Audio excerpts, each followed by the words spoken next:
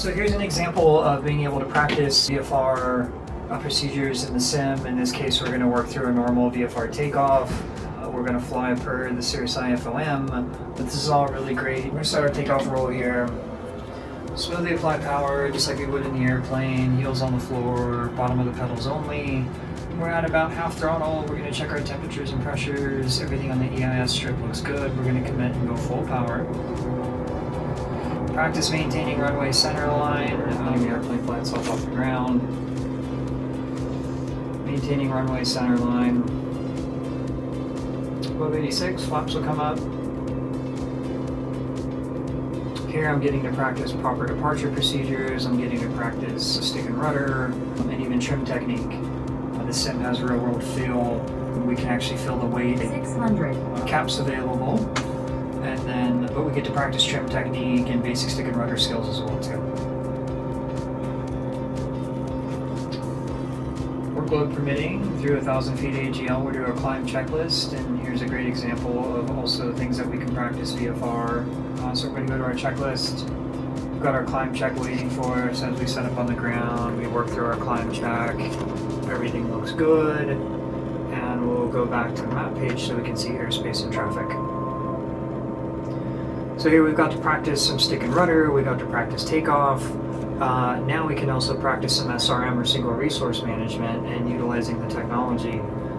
So in this case, I'm going to turn on the autopilot and have it fly my departure procedure, or VFR climb out, in practice using CRM or single resource management.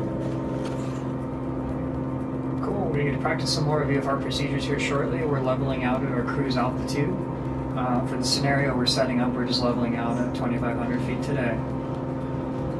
Okay, we're going to pull power back, set a cruise setting now.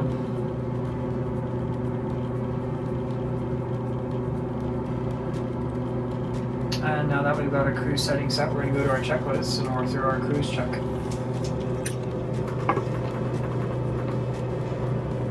And these are all VFR procedures that can be taught and ironed out and really perfected even in the sim.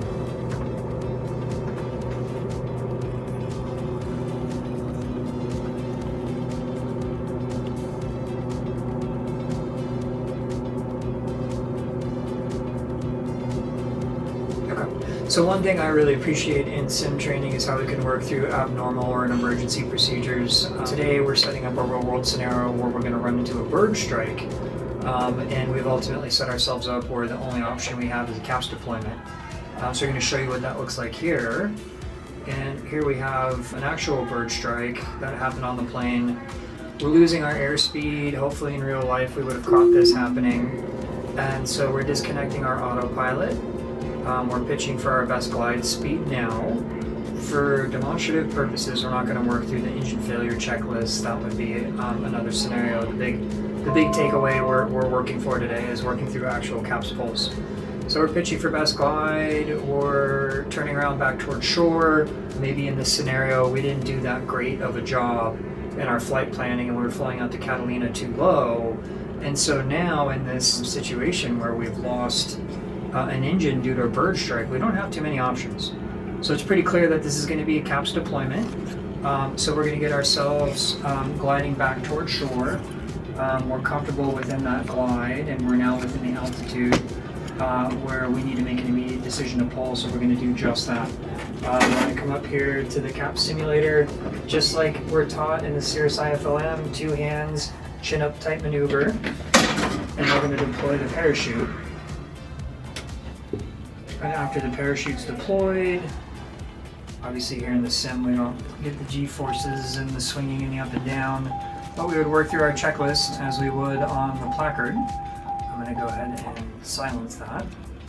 We would finish working through our CAPS deployment. The CAPS handle's been pulled, mixture cut off, fuel selector valve off. Master switches we'll save for now. We might make a few radio calls, but before touchdown we would turn that off.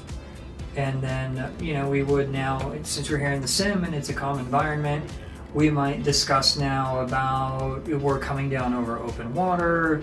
We should probably pop our doors open, make a few radio calls. things like that. But here now we've worked through a real world scenario and got to practice the actual real world muscle memory with the associated scenario.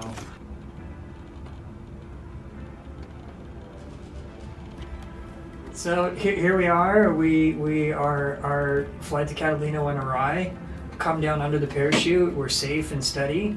At this point, we would talk about crawling out on the wings, like we've seen in videos and other CAPS deployments, and jumping in our personal flotation device and wait for the Coast Guard to come get us. But here is a scenario where there were internal factors where the pilot didn't plan right and give himself a good altitude in an emergency scenario, but then some real world external factors happened where we had a bird strike and lost an engine, but thank God we had the CAPS, and so now we were able to practice this this emergency scenario and ultimately be able to walk away from today.